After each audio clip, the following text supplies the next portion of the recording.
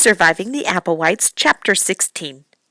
Sitting in the passenger seat of the newly repaired Miata as Randolph Applewhite drove back to Wits End from Treybridge, Jake thought back over the evening.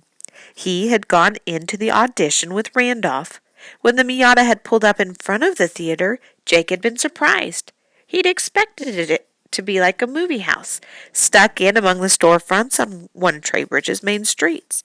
But it was a whole separate brick building, surrounded by a manicured lawn. It looked something like a library, Jake had thought, except for the tall square part at the back of the building that Randolph said was the stage house. Columns flanked the double front door, and there was a big red and yellow banner over the door that said, Treybridge Little Theater, 56th Season, above a pair of masks, one with its mouth turned up, the other with its mouth turned down. They had walked under the banner into a big lobby with a box office on the left side and 3 sets of doors ahead leading into the auditorium, which Randolph called the house. There were a few people milling around the lobby when they arrived, and a great many more in the house, scattered in the rows and rows of dark blue plush seats that faced the stage. A kind of tense hush came over them when Randolph walked in. A woman in a pale blue silk suit with upswept blonde hair hurried to talk to him. "I do hope you're going to be finishing up tonight," she said. "Our people are getting a little restive, I'm afraid." Jake didn't know what restive meant, but from the way people treated one another, and him in particular, he figured it must mean hostile. From eavesdropping on their conversations, Jake discovered that everybody who had ever been in a little theater show, and lots of people who hadn't, wanted to get cast or have their child cast in a show directed by a real professional New York director. But auditions had been going on too long with no sign of when Randolph would announce the cast. There was considerable tension in the air. He heard any number of whispered references to his hair and his eyebrow ring. He wasn't the only target. Thinly veiled insults were whispered about a whole lot of other people, too, as they sang or read scenes. When it had been Jake's turn to get up on stage, he had sung 16 going on 17 with Jeannie Ing, learning a few dance steps from the odd little man who was doing the choreography, danced with Jeannie Ing, and then read Rolf's big scene with Jeannie Ing. Jeannie was small and slim with long black hair and dark almond-shaped eyes and a serenely beautiful face. Her singing voice was sensational. Nervous as he'd been, she had such a calm presence that just being on stage with her somehow made him think he could do it. And he could. He had.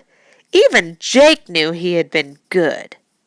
Another boy, a red-haired and freckled boy who really was 17 going on 18, had also sung and danced and read the part of Rolf. Not with Jeannie, but with a blonde girl who, when she wasn't auditioning, kept finding ways to mention various other parts she had played in Treybridge Little Theater productions. The first of which she said 4 or 5 times had been when she was only 5 years old. Jake knew absolutely nothing about theater, but he knew that the blonde girl, however many parts she had played, and however early she had started playing them, couldn't hold a candle to Jeannie Ing. And the red-haired boy, who'd seemed to be a pretty good actor, couldn't sing it at all. Jake had just managed to finish reading the play before they left for the audition. He didn't think it was as bad as Randolph had said. It was about a family of Austrians, the Von Trapps, at the beginning of the Second World War, when Germany occupied Austria. The Baron von Trapp, an Austrian naval officer whose wife had died, hired a young woman from a nearby convent to be a governess to his 7 children. After the governess had taught all the children to sing, the Baron fell in love with her. When the Nazis invaded Austria, they demanded that the Baron join the German Navy. Instead, the whole family, including the governess who had by that time become his wife, used their singing at a music festival as a cover to escape over the mountains into Switzerland. Rolf, the part Jake had read for, was a messenger boy who was in love with the oldest Von Trapp daughter. By the end of the play, he had joined the SS, which was the Nazi security force, and was helping the Germans look for the Von Trapps to keep them from escaping. It was Rolf who, because of his love for Liesel, let the family get away. So, Randolph said now as they turned into the driveway at Wits End, it'll be you and Jeanie doing Rolf and Liesel. You're not a bad actor, and you can dance as much as you'll need to. Plus, you're just tall enough, and she's just small enough that you'll look okay together on stage. The Ings are a talented family. I'm going to use her younger brother to play Kurt. What is that ungodly sound? A wail that reminded Jake of a tornado siren gave way suddenly to deep barking. As they curved around the trees and shrubs, the Miata's headlights picked up an astonishing sight. Winston, tail waving, ears flapping, barking frantically, came running, galloping toward them from the house. When Randolph stopped the car, the dog threw himself at it, leaping at the passenger door, whining and barking. "Keep that bloody beast's claws off my car!" Randolph shouted as Jake opened his door. "What do you suppose is the matter with him?" With an ungainly leap, Winston managed to launch himself from the driveway into Jake's lap, landing like a 10-ton truck, his back claws digging into Jake's legs, his tongue slathering Jake's face with foamy saliva. Right behind him came Cordelia and Sybil.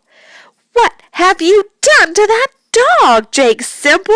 Cordelia was asking as she came, her voice accusing. "He's gone completely berserk." Jake couldn't have said more even if he had had anything more to say. He had to close his mouth firmly against the onslaught of Basset greeting. "He started to howl when the two of you were away," Sybil said, "and he hasn't stopped for 15 seconds since.